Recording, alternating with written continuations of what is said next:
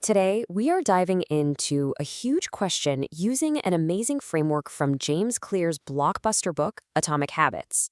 We're going to break down the four laws of behavior change, not as some dry theory, but through a really simple, practical story. So, let's jump right in. First, let me ask you something. Have you ever felt super excited to start a new habit? Like going to the gym, or meditating, or maybe learning a new skill, only to have that motivation just fizzle out after a few days? If that sounds familiar, trust me, you are definitely not alone. And that's the exact spot our guide for this journey, Abhay, found himself in. He wanted to start a daily journaling habit to get some mental clarity, which is a fantastic goal. But you know how it goes. After that initial burst of excitement, he started missing days, and before he knew it, the habit was gone. He was left just wondering, why do I keep failing at this? Well, that's when he stumbled upon the four laws of behavior change. So we're going to follow his journey. First, we'll look at why his habit fell apart. Then we'll explore each of the four laws he used, making it obvious, attractive, easy, and finally satisfying. And then we'll see how it all clicks together into the real secret sauce, system design. Okay, so let's start right where Abe did, in a state of total confusion. His first thought was probably what we all think. I just don't have enough willpower. But the real problem was way deeper. It wasn't about his motivation at all. It was about the hidden roadblocks in his environment that were basically setting him up for failure. And his search for an answer led him right to law number one. And that brings us to law one, make it obvious. You see, every single habit you have, whether it's good or bad, kicks off with a trigger. The book calls this a cue. Just think of it like a little signal that pings your brain and says, hey, it's time to do that thing. Now, the principle here is incredibly simple, but it is so powerful. The more obvious the cue, the more likely you are to do the habit. We're visual people. What we see is often what we do. The biggest mistake we make is that we accidentally hide the cues for the very habits we want to build. And this was Abay's first big mistake. His journal was tucked away inside a drawer. You know the saying? Out of sight, out of mind. The cue was totally invisible. So he applied the law. He took his favorite notebook and a nice pen and put them right in the middle of his desk. He made the cue literally impossible to ignore. So the cue is obvious now, but let's be real. Just seeing the notebook on your desk isn't always enough to make you actually do it. And that's where law number two comes in. Make it attractive. This law is all about the craving. That's the motivational engine that really drives you to act. Here's the key. If a habit feels like a chore, you will always find an excuse to avoid it. You have to trick yourself into wanting to do it. And when Abe was really honest with himself, he admitted that just writing down his thoughts, well, it felt a little bit boring.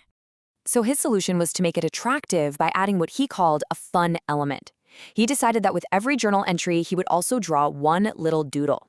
That tiny bit of creativity was just enough to turn the task from a duty into something kind of delightful, something that actually pulled him in each day. Okay, so the cue is obvious, and the habit is now attractive. But what about the action itself, what the book calls the response?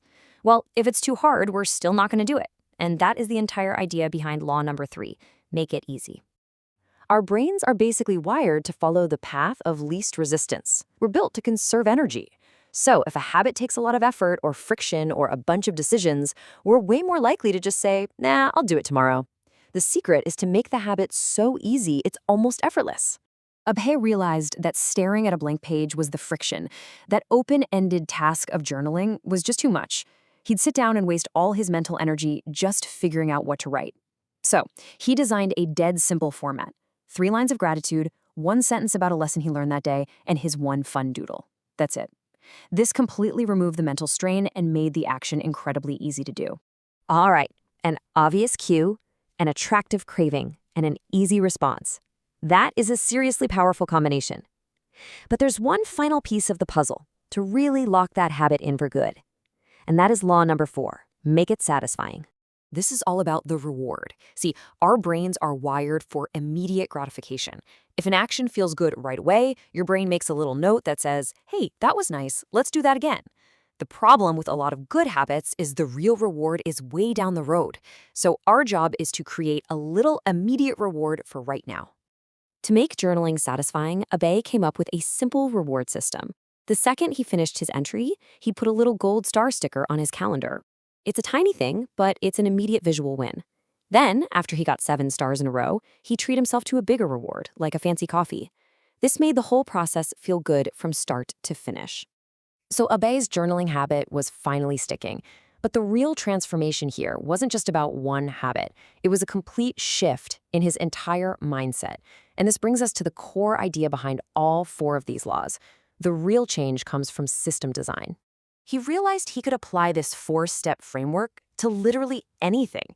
He actually started a notebook he called his behavior lab, where he would intentionally design systems for any other habit he wanted to build.